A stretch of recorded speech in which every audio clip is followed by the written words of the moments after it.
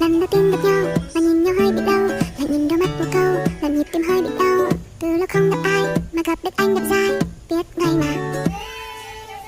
Thật chẳng biết từ đâu hai cuộc năm trăm gặp nhau, một điều gì rất đậm sâu buộc chặt hai ta vào nhau. Chỉ cần người nói một câu vậy là xong luôn ôm nhau, em chót yêu rồi.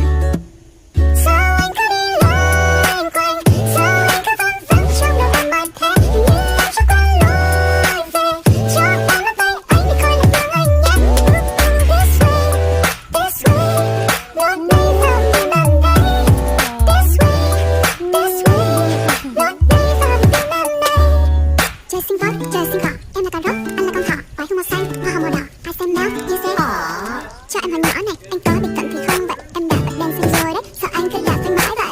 Từ từ biết nói hôm nay sẽ có nắng ở trong lòng em, thì ra sáng nay anh đã mang mặt trời đến để thương dịu em. Một khi nơi đâu có gió rồi, thì em đã tìm thấy anh trên đời.